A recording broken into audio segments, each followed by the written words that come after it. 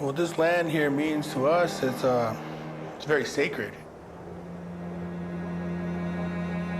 We were put here to take care of it. That's what we were told by Kushka Napika, the creator. You know, we were put here, and they said, this land is here for you to use, and as long as you take care of it, it'll take care of you.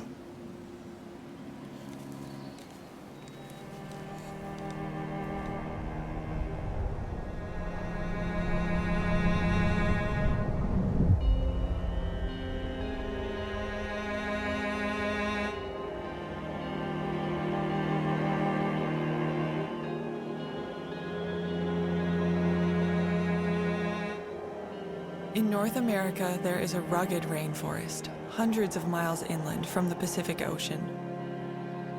These impenetrable forests are one of the rarest ecosystems on Earth and stand as refuge for numerous species, including one of the world's southernmost populations of caribou.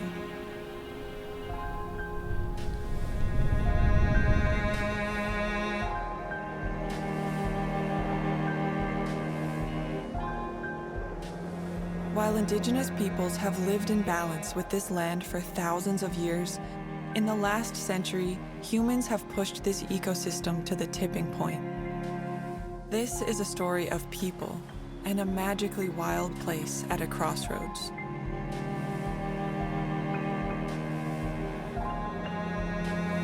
Some of the last remaining tracts of uncut inland temperate rainforest have been protected as critical habitat for the endangered mountain caribou. However, this has not been enough to stop their decline. And if these caribou go extinct, not only will our planet lose a magnificent creature, but these ancient forests will likely fall with them.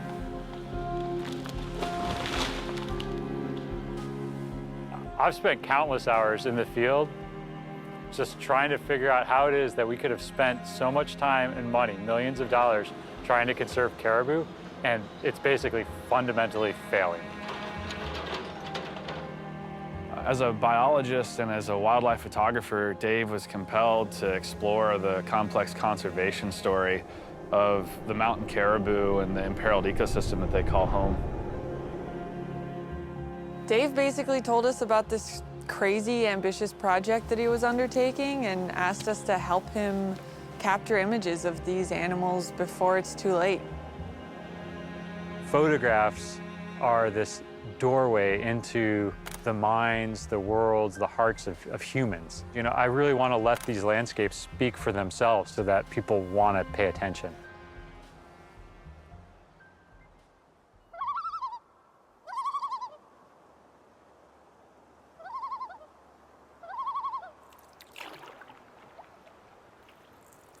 Setting out on a large lake system in the North Caribou Mountains in the interior of British Columbia. So we were going to canoe a ways and then hike up above the trees and go see if we can't find some mountain caribou. Yeah, so this is going to be our base camp for the next couple nights, and while where we are is home and refuge to one of the largest remaining herds of mountain caribou, they're still really challenging to find. They make a living living in places where not many other things like to go, so in a sense it's like trying to find a needle in a haystack.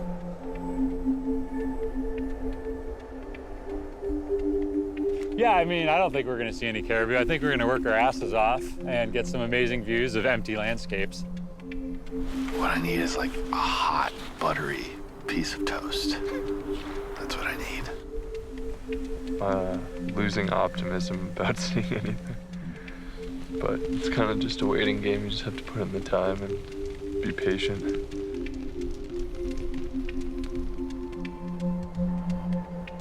With over 2 years of field trips searching for an endangered species reliant on remote mountain terrain, far more often than not, we have come back empty-handed. When most people think of caribou, they usually imagine giant herds of barren ground caribou in the Arctic. But mountain caribou are a different beast. While today all caribou face their share of challenges, the southernmost ecotypes of caribou are the most threatened. Mountain caribou are one of the most endangered of all. They live far to the south in a region of the Pacific Northwest defined by rugged mountains and dense forests. We may have seen our only caribou sign for the day in the visitor center where there's a stuffed caribou, but you never know, might see something out there.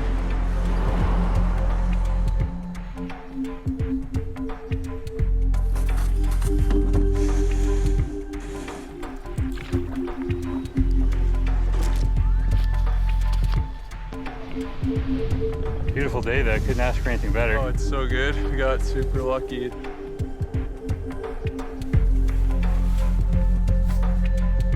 This is a really good sign if you're a mountain caribou. All this black tree lichen, Bryoria, this is their bread and butter for the winter. We're in the right spot. We'll see if we see any animals. Just got to the top of this little peak and we see some tracks. We're gonna ski down to the lake down there, so we might just have to go suss it out.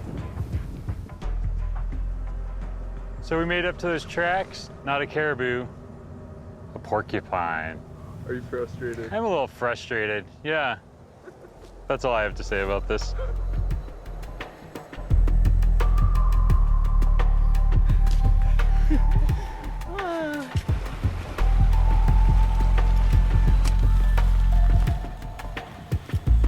It's extremely steep. There's lots of mosquitoes. Dave's like 30 yards ahead of us and he's not looking back. He's like a wild animal. He just doesn't stop. A big thing that keeps me motivated on this project, despite how frustrating the fieldwork has been, is that there's just so much at stake. These animals could slip off the map without anybody even noticing it.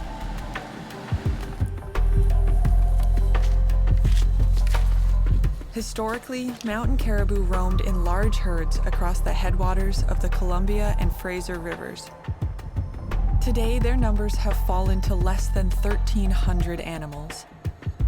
The last herd of caribou in the continental U.S. has dwindled precipitously to just a dozen.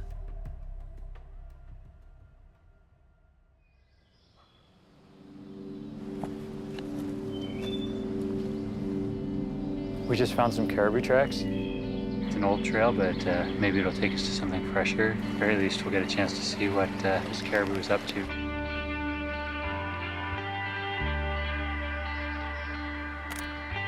Yes!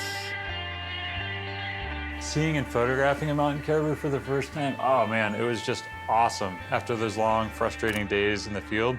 And since then, we've gone on to collect some really beautiful images and video of these animals and various habitats across the range in every season of the year.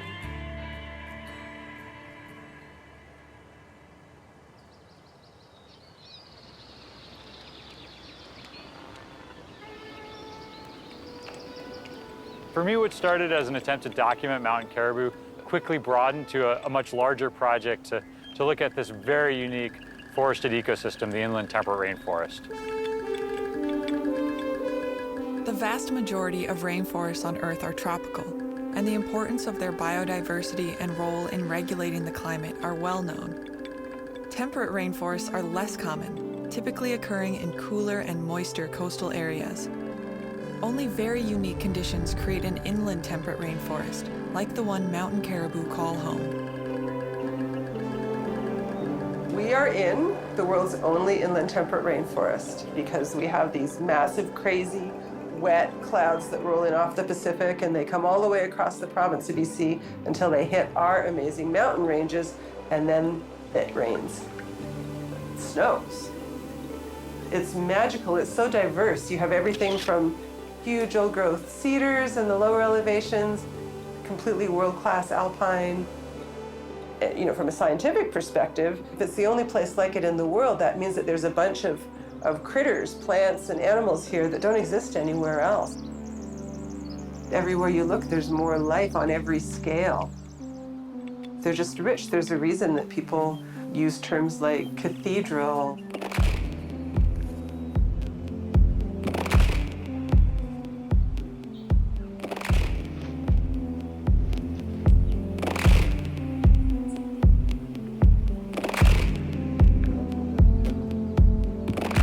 essence of wildness that I think we all seek, that us as humans need. Somewhere in our souls, we have this longing to have wild open spaces and places that are old and primeval almost.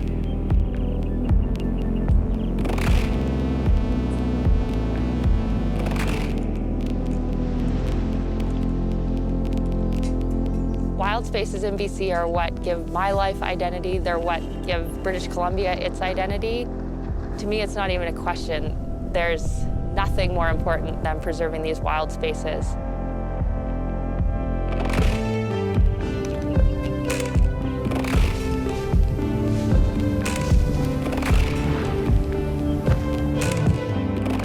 What we seek as backcountry skiers is kind of the same thing that caribou need. So it's an awesome shared interest that we could have as skiers, spending time in those wild mountain places and getting to appreciate how important it is to preserve them, both for our own recreation, but also for the wildlife like caribou that depend on those spaces.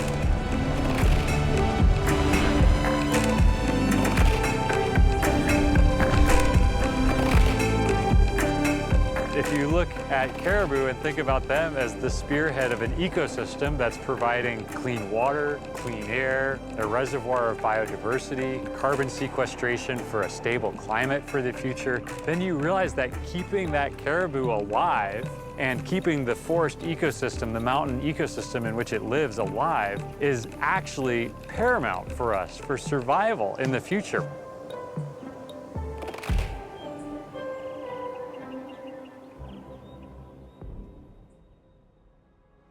Mountain caribou are inextricably tied to the ancient temperate rainforest that has provided them refuge for thousands of years. To know why these caribou are dependent on old growth, one needs to understand the complex survival strategy that they have ingeniously adapted to live in these rugged mountains. Caribou carry out an ecological dance across the landscape as they seek out food while avoiding predators, traveling from mountaintop to valley bottom twice each year. Amazingly, they choose to spend the heart of the winter high up in the subalpine, where they survive on tree lichens in a place where predators rarely dare to go. In the spring and fall, when conditions force them down to lower elevations, they traditionally relied on large tracts of old-growth forests as a refuge from predators.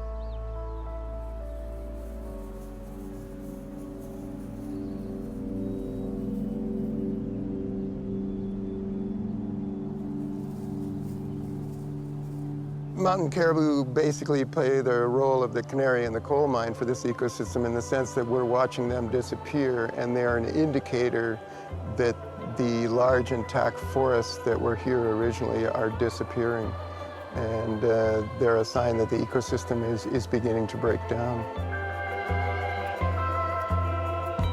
Just about wherever else these inland rainforests exist, people have cut them down long ago. This one we're just getting to now.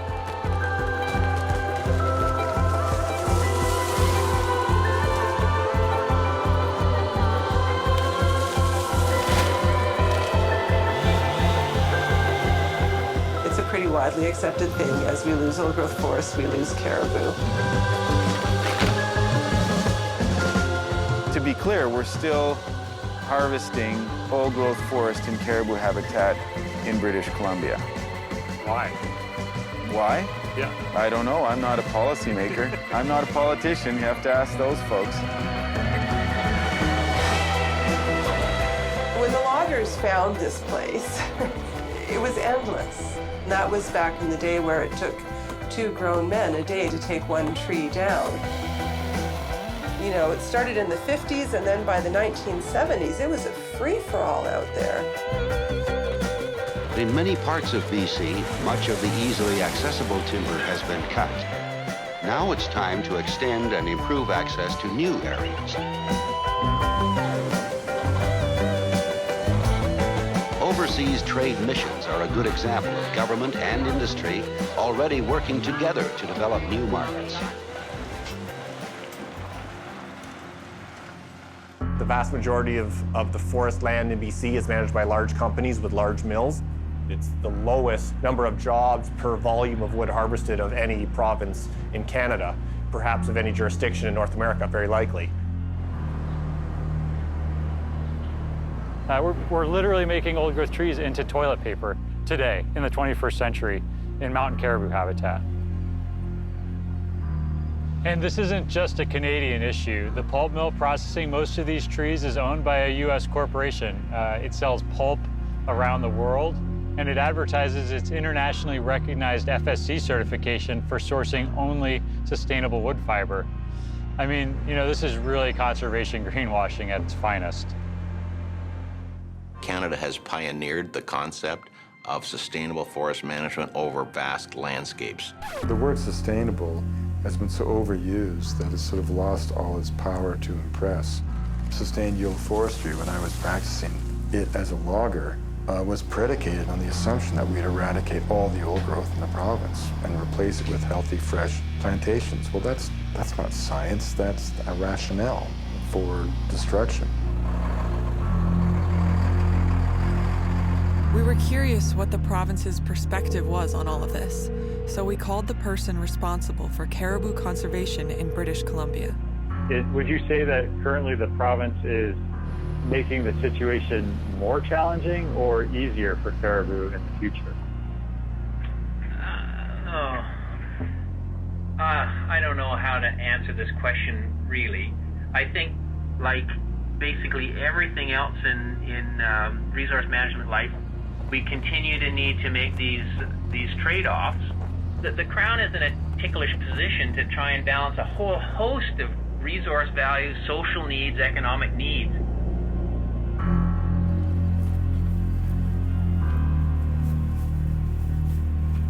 The caribou don't deal well with infringement. They need undisturbed territories, large tracts of habitat, and because of the forestry and the logging, oil and gas, and all the mining, all the roads came in, activity started going into areas that were typically considered to be off limits. Through thousands of years of evolution, mountain caribou developed a strategy to survive in these ancient forests where no other large mammals could. But industrial forestry has changed things entirely. Now, vast connected stretches of old-growth rainforest have been hacked into a maze of roads, clear-cuts, and young regenerating forests. This new landscape makes great habitat for moose, elk, and deer. As their numbers grow, more predators are showing up. These hoofed mammals evolved to survive with intense predation pressure through higher reproductive rates and hypersensitive responses to threats. But caribou don't have those strengths.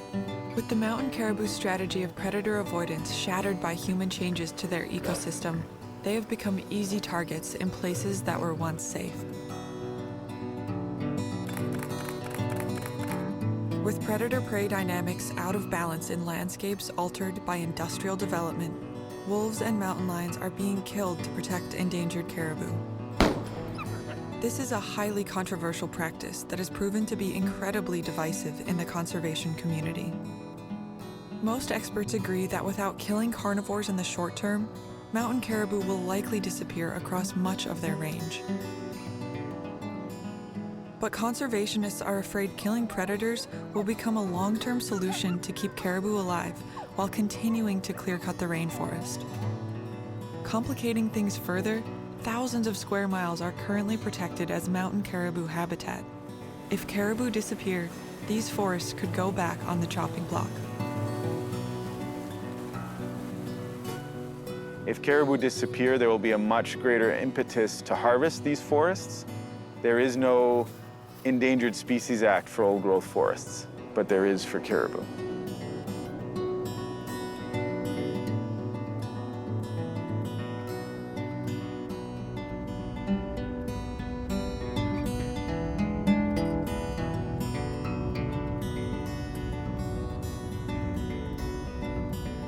There is no going back. We can't just stop logging. We can't just stop monkeying with this ecosystem because we are literally changing the foundational climate on which it was built. So we are going someplace new. This ecosystem is going someplace new. And those of us that are concerned about what our lives as humans are going to look like and the lives of wild creatures and ecosystems are going to look like, we really need to grapple with this issue. Climate change is going to affect the water flows. It's going to affect the timber availability through fire. It's going to affect stands like this, which are super dense.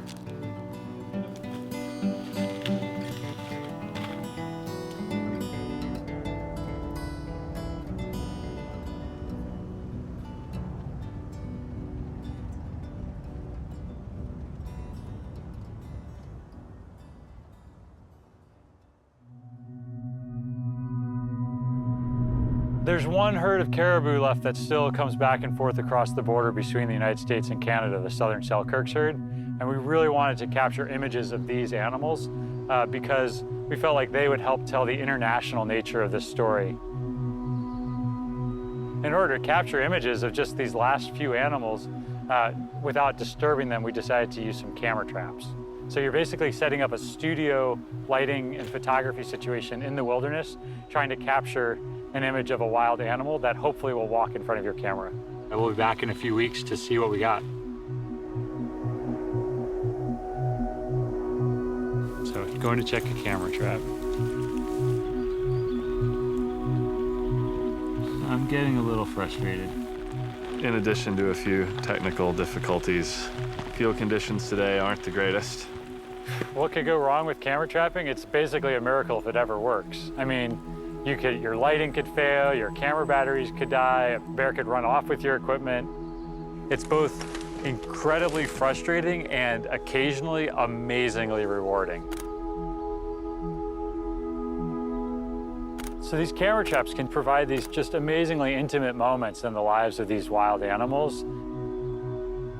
Sometimes on these camera traps, you'll get all sorts of different creatures showing up in the same spot. So you might get a grizzly bear, and then a caribou, and a wolf, and then an elk, and all these other animals just passing the same piece of real estate.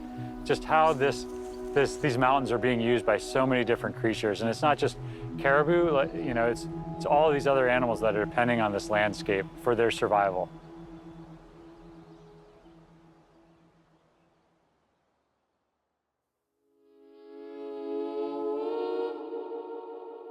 In the United States and Canada, Indigenous communities have taken leadership roles in the struggle to protect mountain caribou in their traditional territories. The Couni Tribe has been in this area, in this territory since time immemorial. We take our covenant with the Creator, you know, very, very sincerely and very seriously. So we're just trying to bring the strength back of the caribou. We're trying to bring back everything to what the way it used to be.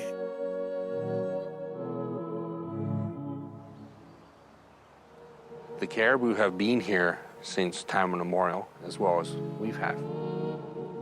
The caribou were considered to be a convenient food. There were so many caribou here that the elders said they were like bugs on the landscape.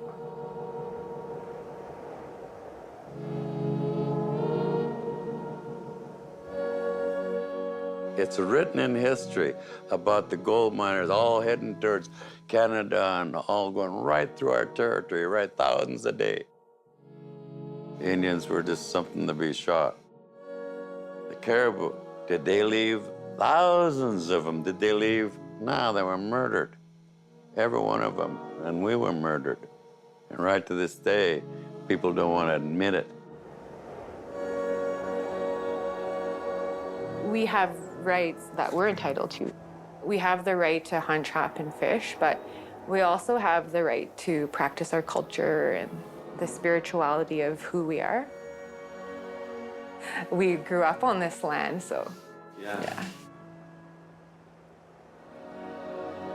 In 2011, a BC court ruled that resource extraction in West Moberly First Nations traditional territory violated Canadian treaty obligations.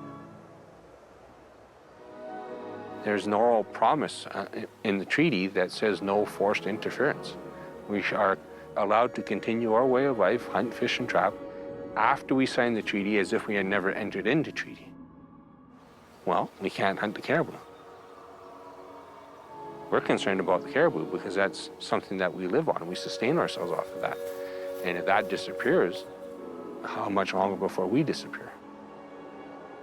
I haven't shot a caribou. I probably won't shoot a caribou in my lifetime. But I hope my grandchildren can, right? And I hope they can have the honor of experiencing what caribou are.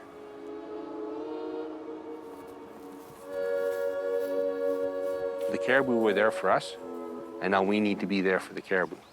And that's how we wound up in this situation where we're running a recovery program for the caribou.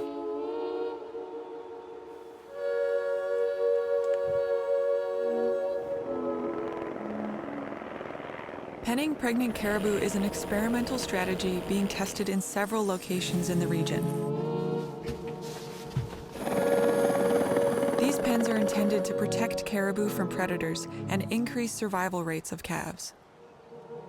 Ultimately, penning caribou is a last-ditch strategy that is invasive for animals and extremely expensive.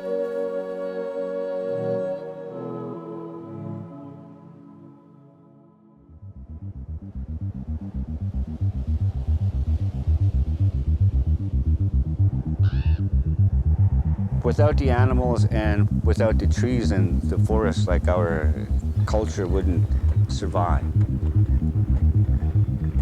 All animals, like not only caribou, are part of our makeup. You know, so it's just something inside too. Like, you know, in order to teach my children their culture, I need a landscape that's still intact. I can't do it in a classroom.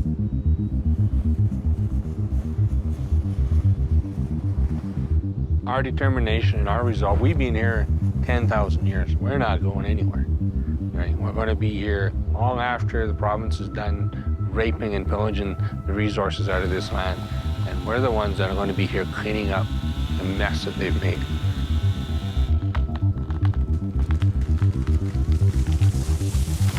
Everything needs to take life to live. That's just an ecological bottom line. And I've really become aware of how much has had to die for humans to live as we currently do in the 21st century.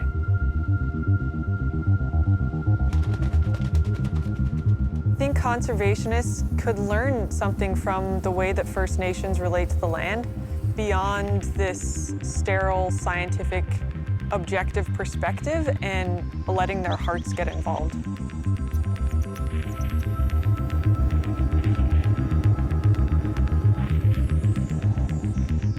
There's no good guy and there's no bad guy. This all had to happen. And that's what my grandfathers was trying to tell me. Don't hate something that the creation set up, because this earth is more than just a camping spot for humans. So the humans has to understand that. And if you don't understand it, your heart's gonna be broken watching all this happen.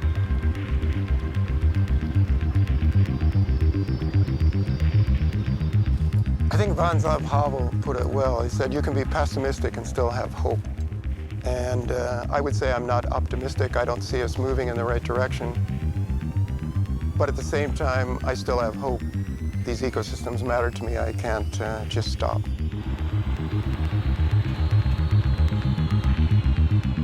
For all of my lifetime, every politician in Victoria, whatever party they're a part of, has persisted in policies that suggest that the only way that we can make a living is by compromising our natural environment, which is in fact our greatest strength.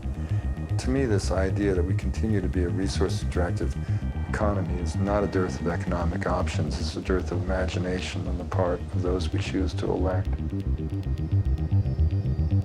What we need to get away from is this industrial scale approach, because it's too late for that. Those days are gone, and the sooner we realize it, the more options we have left. There's always going to be a place for logging, and there should be, because people need to be connected to the landscape.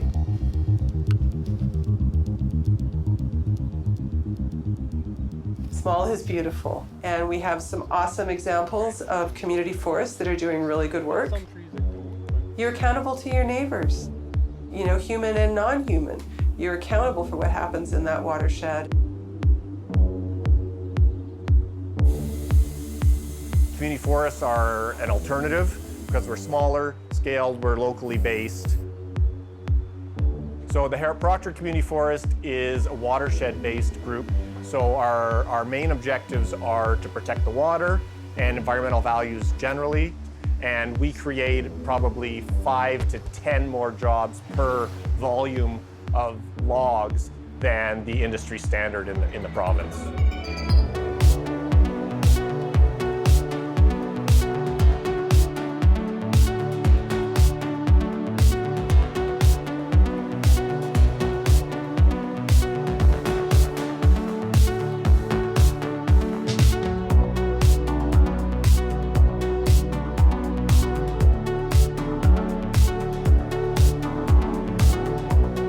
What type of world do we want to live in? Because as a species, we have a lot of power. And how are we going to wield that power? How are we going to use it? It's not just financial capital. There's this soulful, imaginative capital that exists in wild, open spaces like this. And if those go, then I think that's going to be a real cost to our individual and collective soul.